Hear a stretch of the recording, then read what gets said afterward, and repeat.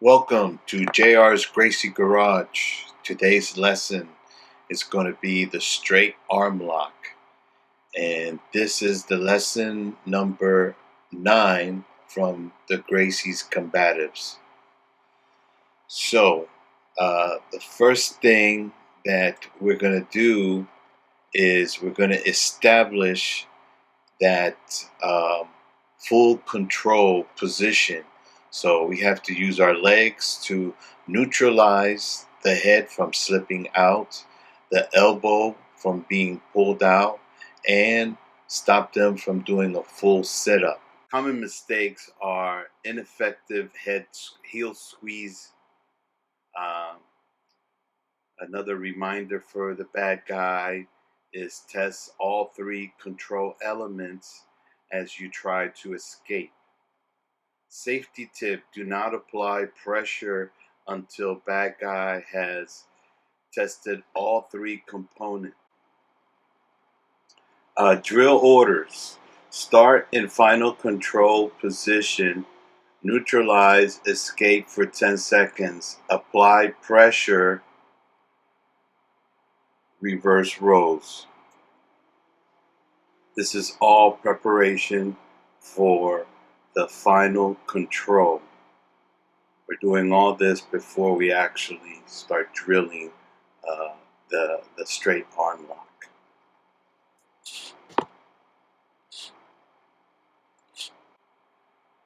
Sometimes the position of the arm can be uncomfortable for your groin, so you should adjust the arm accordingly so that it's not causing you discomfort as you. So Matt is going to demonstrate the standard variation. Indicator: opponent reaches up for your chest or throat with one or both hands. Essential detail: placing all the weight on the bad guy's chest to enable a full body pivot is essential. Hip, shoulder, legs, all together. So the drill order should start from the mount, 1 repetition, and then we should reverse rows. Most common mistake: landing with your hips too far from shoulder.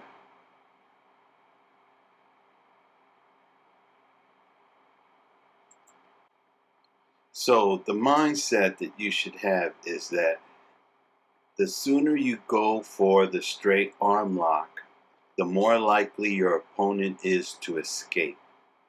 Allow your partner to exhaust before spinning for the arm so that they won't have the energy to escape.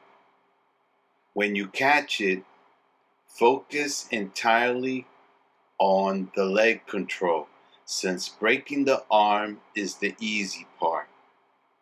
If your opponent is too big and your legs don't reach the ground during the final control, don't worry. Just keep your legs heavy and you'll be fine. Remember, in a real situation, you will only need to control the final position for a fraction of a second before you hyperextend the elbow.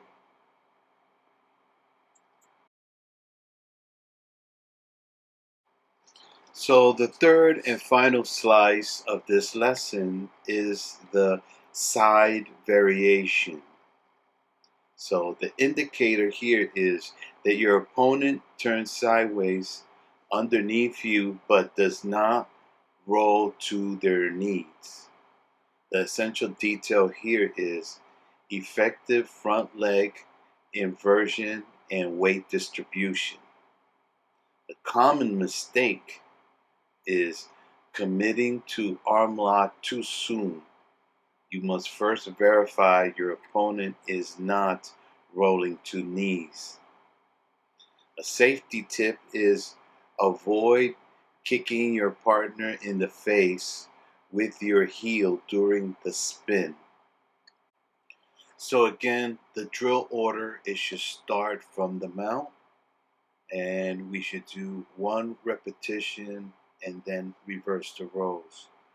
But since I'm being the instructor here and Matt is basically my student, I'm giving him the repetitions.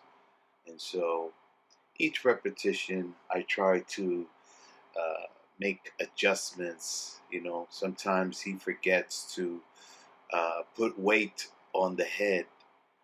Um, he sometimes will kind of hop into that final position instead of pivoting with his weight on my head and a little bit of his weight slightly on my ribs from his leg.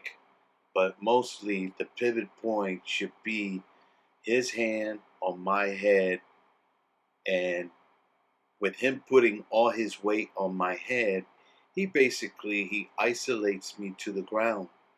I can't move. I can't get away. I can't try to really resist. So it's important that we keep drilling this until he naturally feels uh, the effectiveness of putting his weight on my head and letting that be the pivot point. And I can see in each repetition he's getting more and more comfortable. And I can feel my head kind of getting squished because he's a pretty big boy.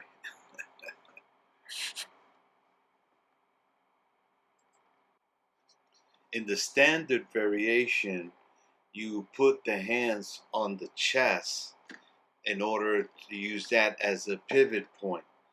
Now, if you put your hands on the wrong spot, like where I'm placing my hands here, more on the lower ribs, and you use that as a pivot point, you could hurt your partner. Here, I'm explaining to Matthew that when he is in the top position and an opponent is up, pushing him up, he should keep bearing his weight. He shouldn't take his weight off the person's arms, because when you're if you keep weight on their arms, then it keeps them locked into pushing you away as you maneuver yourself in the position. And it also helps if if they're strong enough to hold you up, then where they're holding you on your chest becomes the pivot point, and you can then add your hands to the chest, and they both become a pivot point to make it easy for you to swing your leg around. So this is the process. We repeat, and sometimes he'll get really focused on one part and get it really good.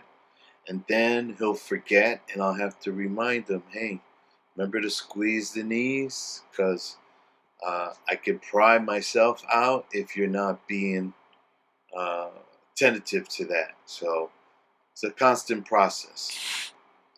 So once we finish covering the slices in the lesson, then we go into the reflex development drill. And so for this one, we're going to have to practice all variations of the trap and roll in combination with all of the straight arm lock variations. So we're going to go through this a couple times until we cover all the different variations. So that first one was a punch block variation, and this one was a standard arm lock. So in this variation, we're doing the neck hug, trap and roll, and in each one, he will then have to pass the guard, which he's going to do now. Trap the knee, step over with the knee, hug my neck, brace himself, slide the knee over, flop his leg, and he is in the mount. Then I'm going to turn on my side. So this is the side variation. And so we'll go through a couple more variations because there is about 3 trap and rolls, and there's 2 variations of the arm lock, which he just covered. And so here I'm testing, make sure that he has. Here I go straight for the throat, 2-handed choke, and he does the appropriate trap and roll beautifully, very nice. And then he goes into the passing of the guard. Not bad. And so this is the reflex drill, where you give the indicator so that the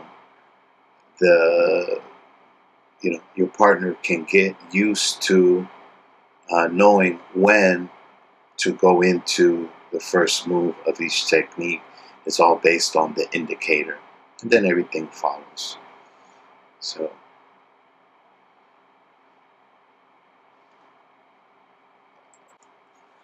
in this variation, I caught him a little bit off guard. I actually was able to get my arm under his chin. So this time around, he trapped his chin to his chest so I couldn't get under it. And I told him to also use his arms to even keep my arm away from his chin and his throat area. So little things that you tighten up, he's done this technique many times, but it's easy to drop your guard in a safe environment like a Gracie garage. He knows I'm not really going to hurt him, but sometimes you have to keep it real and make it a little bit uncomfortable for them, to remind them that, hey, pay attention to those details. Just like here, he's got it all down, nice and tight, so we can move on. Now, the final portion of the lesson is the fight simulation drill. So this fight simulation drill is going to start off with a clinch from standing and from an aggressive opponent. There's going to be a leg hook takedown, also from standing, and the position control once he's in the mounted position. And we're going to test that position with some high swims. So there is the position control, and then as I push up on his chest, he's going to go into the high swim technique. So once he's done with that, then I'm going to turn so that he can take my back. Once he takes my back, I'm going to roll over, and I'm going to go into the indicator for him to remount. Once he remounts me, then he can go into the straight arm lock from the side variation. And we'll do this a few times. I like the fight simulation. I think it's much better and productive use of time than most places will have you roll around and spar, kind of like call it rolling. It's an open mat, and just going after each other. Where in this curriculum, they have it structured so that you invest that time into putting all these techniques together in a fight simulation that can sharpen your reflexes and start to make it feel more alive instead of just one isolated technique. As you start to put them together, you can really feel how this could apply in a real street situation. And so all the techniques, they flow into each other. And as they get better, I start to give resistance. I start to, really test their as you see here, he didn't squeeze the knees right away. And so that's the good thing about the fight simulation is now they have to put it all together here. He likes me to be very aggressive with the strikes because he really wants to be sharp in case he's ever in a real fight situation. And so I go as easy as they want, as hard as they want, but everything is done with control. And I like the fight simulation. I think it's is a brilliant ending to a lesson, and much better use of time than just going open mat with each other. I caught him again. So he needs to work on that, but each time he comes, he gets a little sharper. So that was our lesson today. Have a nice day. Thank you for watching.